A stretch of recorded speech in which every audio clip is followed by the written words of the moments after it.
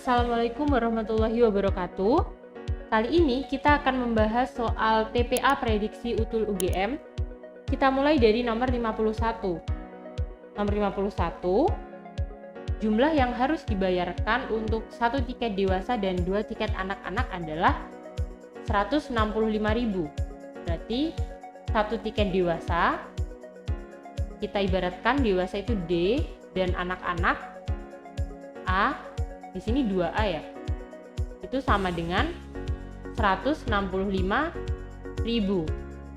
Jika harga sebuah tiket dewasa adalah 30.000 lebih mahal daripada sebuah tiket anak-anak, berarti D itu tiket anak-anak ditambah 30.000. Maka berapakah harga sebuah tiket anak-anak? Oke. Bentuk yang ini bisa kita jadikan D min A itu sama dengan 30.000. Untuk mencari tiket anak-anak, caranya adalah D plus 2A itu sama dengan 165.000. Kemudian bentuk yang keduanya D min A sama dengan 30.000. Nah, kita eliminasi. D-nya ini kan sama ya, kita kurangi. Berarti 2A min A, berarti 2A plus A. Hasilnya adalah 3A. Sama dengan 135.000. Berarti A-nya itu adalah 135.000 dibagi dengan 3. Jawabannya adalah 45.000. Berarti untuk 1 tiket anak-anak itu jawabannya yang D. 45.000. Nomor 52. Sandra mempunyai uang 2.300.000. Uangnya 2.300.000. Kemudian dia berniat untuk membeli handphone. Harga handphonenya sebelum didiskon itu 2.350.000. Nah, untuk besar diskonnya adalah 35%. Selain itu, Sandra juga akan belanja 230. Berapakah sisa uang Sandra? Oke, berarti pengeluaran dari Sandra itu adalah handphone, kemudian belanja. Kita cari dulu pengeluaran handphonenya. Di sini handphonenya kan harganya 2.350.000 sebelum diskon, tapi ada diskon 35%. Nah, berarti uang yang harus dibayarkan oleh Sandra itu sebesar 65% dari harga awal 2.350.000. Hasilnya untuk 1 HP itu Sandra harus membayar 1.527.500. Kemudian dia harus belanja juga. Berarti HP-nya itu 1.527.500. Kemudian Sandra harus belanja bulanan sejumlah 230.000. Maka pengeluaran Sandra itu sebesar 1.757.500. Uang Sandra itu 2.300.000. Berarti sisanya 2.300.000 dikurangi dengan 1.757.500. Jawabannya adalah 542.500. Yang B. Berikutnya nomor 53. Budi bekerja selama 6 jam setiap hari mulai jam 8 pagi. Tetapi hari ini ia bekerja sampai 15.15. Berapa menit lama ia bekerja pada hari itu? Lebihnya berapa menit lebih lama? Oke, kita hitung dulu. 15 dikurangi dengan 800.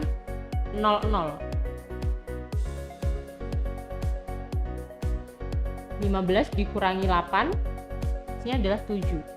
Berarti sehari itu Budi bekerja selama 7 jam 15 menit. Nah, biasanya Budi kan bekerja 6 jam. Berarti ini kita kurangi 6 jam. Hasilnya adalah 1 jam 15 menit. Atau kalau kita jadikan menit, 1 jam itu kan 60 menit ya, ditambah 15 menit. Berarti hasilnya adalah 75 menit.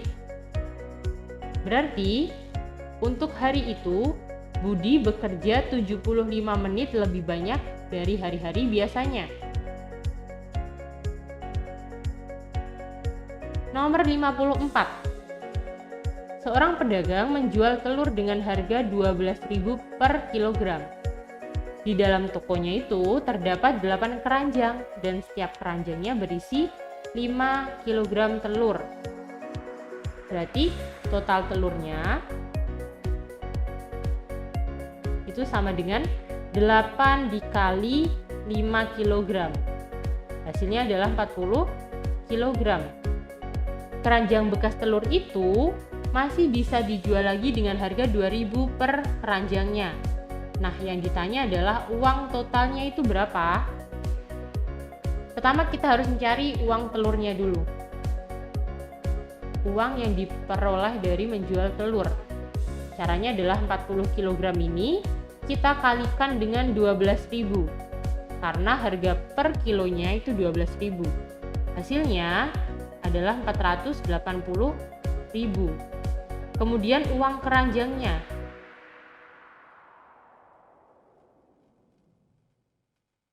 Tadi kan ada 8 keranjang ya, berarti 8 keranjang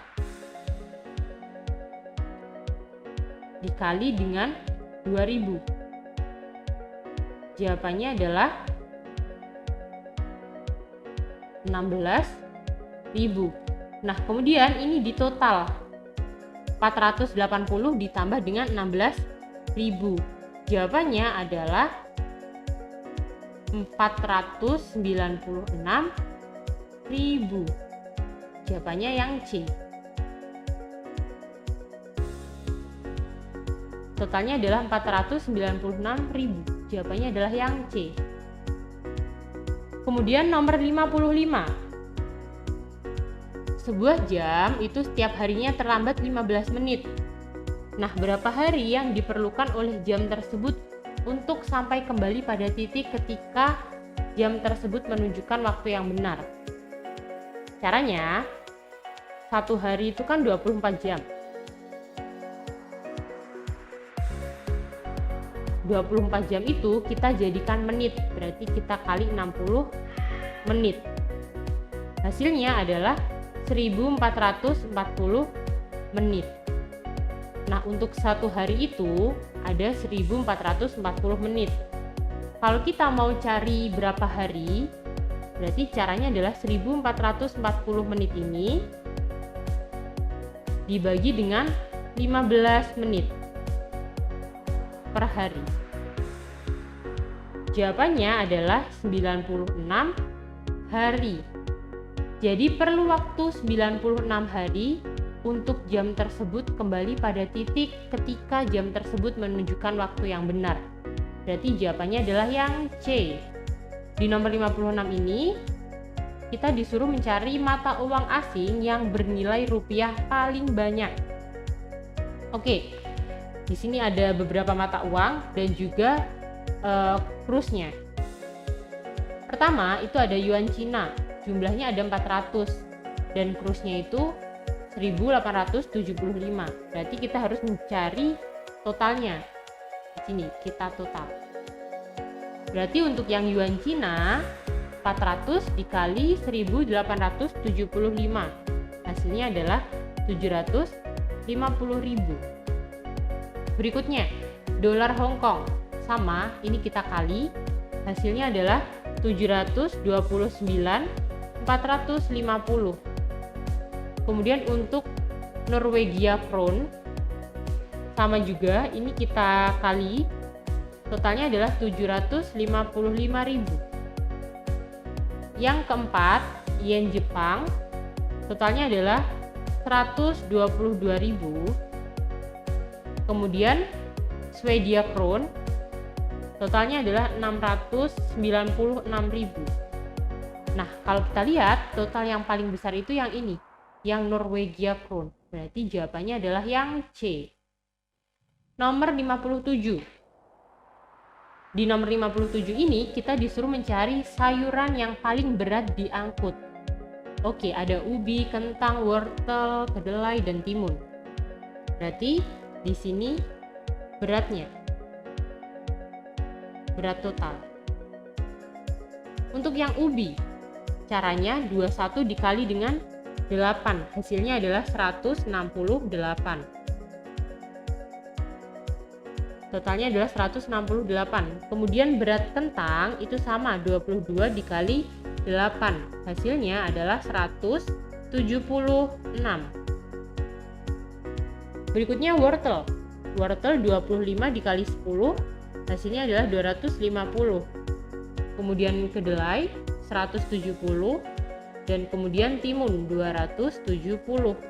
Berarti yang paling berat itu adalah timun, yang D. Nomor 58.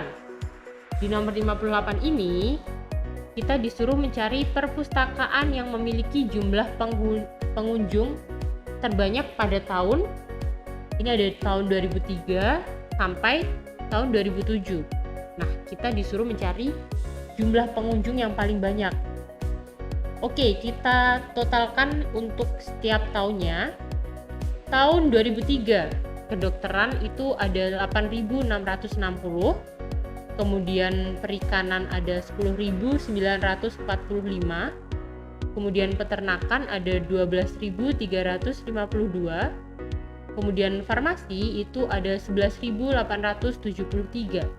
Jadi total tahun 2003 pengunjungnya adalah 43.830. Kemudian di tahun 2004 kedokteran 12.755, perikanan 15.487, kemudian peternakan itu ada 16.959, farmasi 10.689. Kalau di total hasilnya adalah 55.890. Kemudian tahun ke-3, tahun 2005. Totalnya itu adalah 62.174. Kemudian di tahun 2004 ini totalnya adalah 51.238.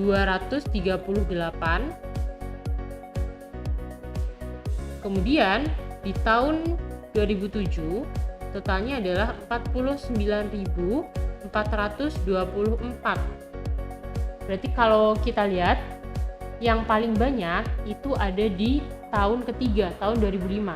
Ada 62.174 pengunjung. Berarti jawabannya adalah yang E, 2005. Nomor 59. Di nomor 59 ditanya provinsi yang mengkonsumsi daging sapi paling banyak setiap tahun. Oke, kita lihat. Untuk provinsi Sumatera dari tahun 2006 sampai 2009 total konsumsinya itu ada 130.845. Kemudian Lampung itu ada 146.379. Kemudian yang NTT itu ada 132.207. Kemudian Kalimantan Selatan ada 121.742. Dan Kalimantan Barat itu ada 119.28. Yang paling banyak berarti yang B, maksudnya yang Lampung. Jawabannya yang B. Berikutnya nomor 60. Di nomor 60 ini kita disuruh mencari sepeda BMX yang mengalami peningkatan penjualan paling tinggi pada bulan apa? Kalau kita lihat di bulan September harus kita total dulu. Di bulan September totalnya itu adalah 468.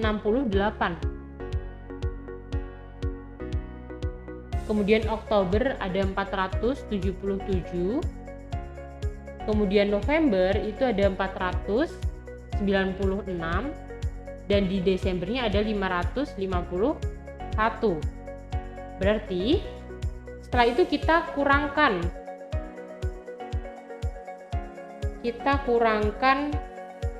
di setiap tahunnya. Di setiap bulannya. Berarti Oktober dikurangkan dengan September. Oktober kan 477 dikurangi dengan 468. Oke, kita kurangkan di setiap bulannya. Oktober dikurangi September, 477 dikurangi 468. Hasilnya adalah 9.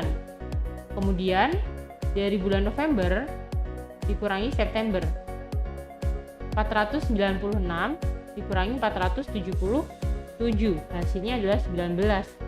Kemudian bulan Desember dikurangi dengan bulan November, 551 dikurangi 496, hasilnya adalah 55.